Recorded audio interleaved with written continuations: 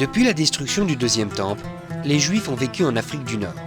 Ils se sont répandus au Maroc, en Algérie et en Tunisie, et vivaient pour certains de façon très prospère, avec une intense vie culturelle. Ils étaient commerçants, professeurs, rabbins ou artistes. Mais malgré les distances et les siècles, ils avaient tous dans le cœur le même rêve, Israël et Jérusalem. Avec l'arrivée massive des Juifs du Maghreb à la fin du XIXe siècle, un quartier a été fondé à l'extérieur des murailles, en face de la porte de Jaffa par le rabbin David Ben Shimon pour cette communauté, le quartier de Mamilla. Aujourd'hui encore, dans une petite ruelle pourtant proche du centre-ville, se trouve un héritage de cette époque, une maison hors du temps, le centre mondial du judaïsme nord-africain.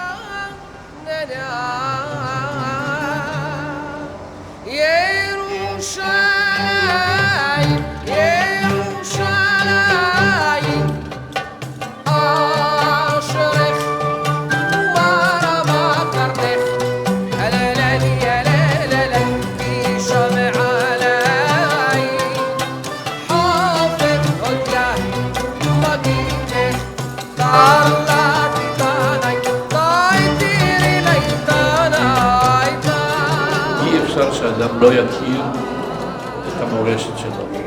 אם אדם לא זוכר מה היה אבא שלו או סבא שלו, אז הבנים שלו לא יזכרו אותו. לכבד את העבר. העם וגם קהילה אינם חיים רק בהווה. הם צירוף של עבר, הווה ושאיפה לעתיד. וחשוב מאוד שיהיה מרכז כזה, שיש בו פעילות תרבותית, רוחנית של יוצאי צפון אפריקה. Bientôt, l'on pourra accéder au centre mondial du judaïsme nord-africain par la rue King David.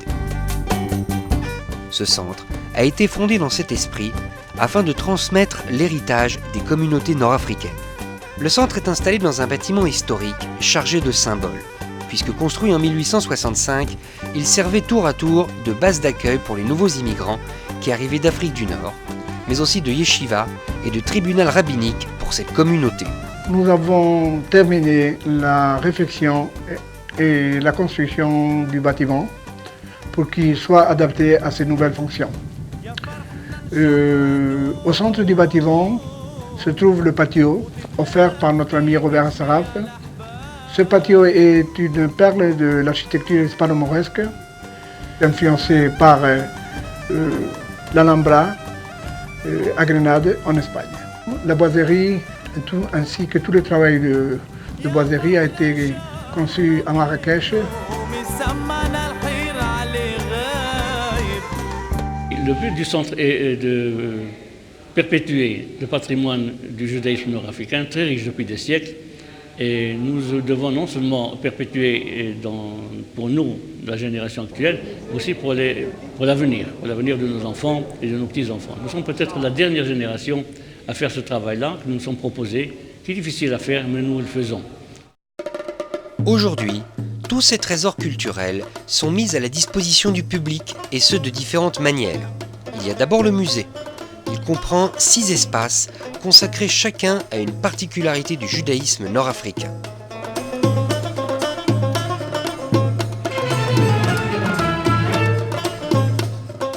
On y trouve d'abord une salle d'exposition sur l'histoire et les grandes personnalités d'Afrique du Nord.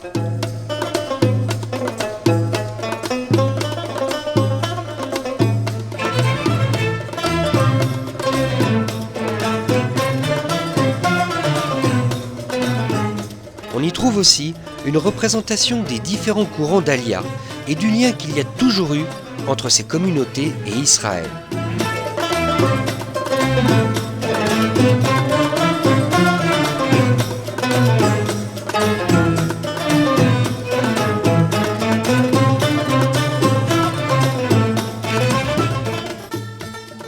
Au 3e étage, on peut trouver un salon oriental authentique, avec son plafond en marqueterie, ses meubles et ses accessoires typiques.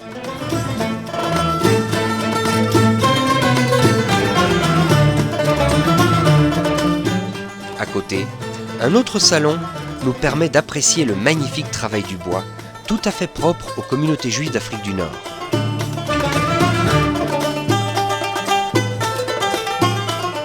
En bas, une salle est consacrée au visage des communautés juives et à leurs différents aspects et évolutions avec le temps.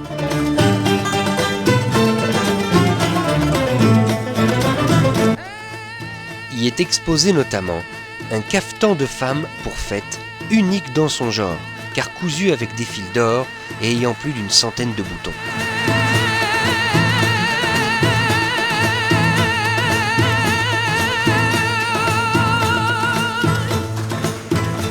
On ne peut parler du judaïsme d'Afrique du Nord sans parler de la synagogue. Ici, le Beth Knesset, qui porte le nom de Rabbi Ephraim Enkawa de Tlemcen, est à l'image des synagogues d'Algérie.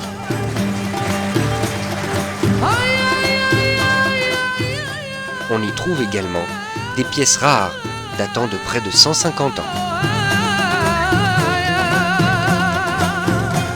Enfin, pour rendre ce musée vivant, le Centre mondial du judaïsme nord-africain présente aussi une salle d'exposition tournante qui renouvelle tous les mois ses sujets en exposant des peintures, des photos et des objets propres au thème choisi.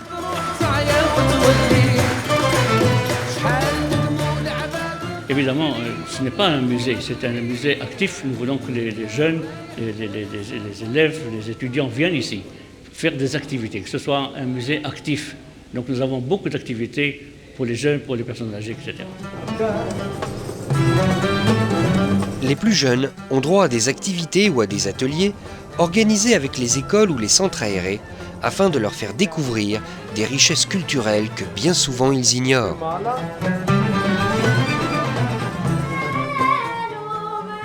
La musique, sous toutes ses formes, est l'un des gros pôles d'attraction pour le public. Nous avons donc de nombreuses activités qui tournent autour. La première est un cours de Chazanout séfarade donné par le Rav Chaim Biton, qui prépare les Chazanim de demain. En plus de cette formation destinée aux professionnels, des cours de piyoutim sont donnés aux plus jeunes, comme à leurs parents, afin que perdure une tradition musicale remontant au premier temple.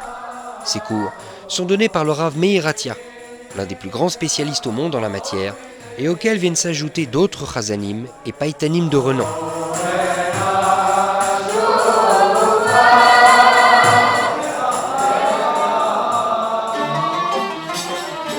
Bien sûr, de prestigieux concerts avec de grands ensembles, ainsi que des musiciens moins connus, sont présentés dans des grandes salles de spectacle ou dans notre centre, où afflue un public toujours plus nombreux, venu retrouver la musique de ses traditions. Le centre aussi encourage les plus jeunes à développer leur talent au cours de soirées particulières.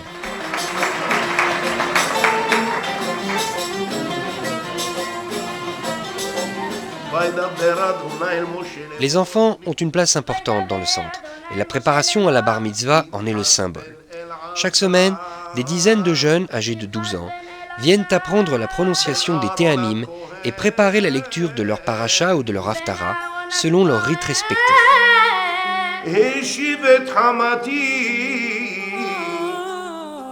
Mais il n'y a pas que de la musique dans le centre.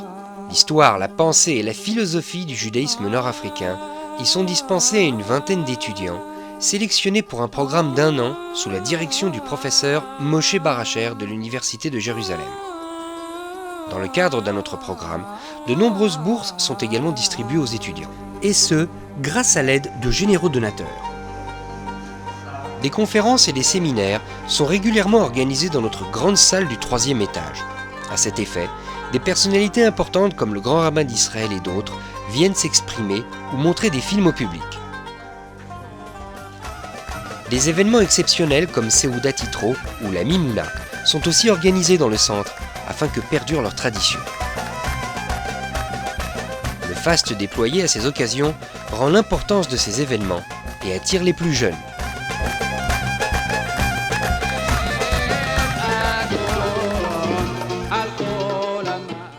Notre bibliothèque attire toujours un public aussi bien religieux que laïque. On y trouve des ouvrages en hébreu ainsi qu'en français sur la vie, les coutumes et les souvenirs des Juifs du Maroc, d'Algérie et de Tunisie.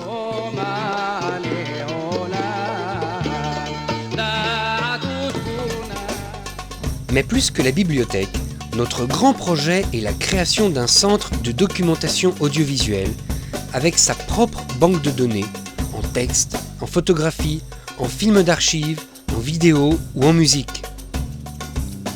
Tout en cliquant sur la souris, le visiteur du centre aura accès à une masse d'informations des plus complètes, en images ou en son, sur tous les sujets touchant de près ou de loin à la vie des Juifs du Maroc, d'Algérie ou de Tunisie. On y trouvera des informations sur les différentes communautés et leur histoire, celles de leurs grands rabbins comme celles de leurs leaders politiques ou culturels.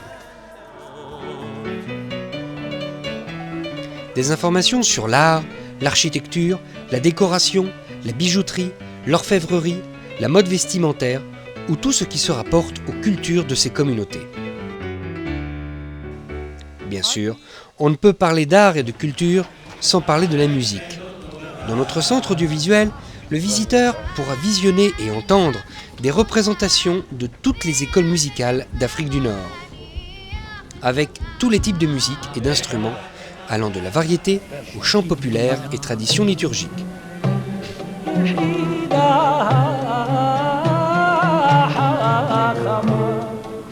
Ce centre audiovisuel se veut finalement d'être la plus grande encyclopédie animée et vivante consacrée aux Juifs d'Afrique du Nord. Il est destiné à tous les publics, aux adultes qui souhaitent faire des recherches poussées et complètes sur des sujets précis, comme aux enfants qui pourront découvrir de façon ludique et moderne les richesses du monde d'où venaient leurs grands-parents. Bien sûr, toutes ces informations sont virtuelles, et si l'enfant veut goûter aux gâteaux qui lui sont présentés sur l'écran, alors il pourra le faire en participant à nos activités ou aux événements que nous organisons ici.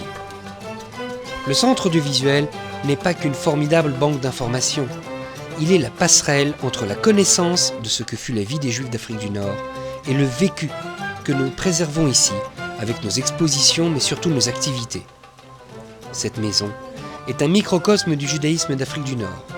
Il est le centre mondial des Juifs d'Afrique du Nord. C'est un travail immense que nous avons pris sur nous de faire. Il prendra beaucoup de temps, mais nous le ferons grâce à vous.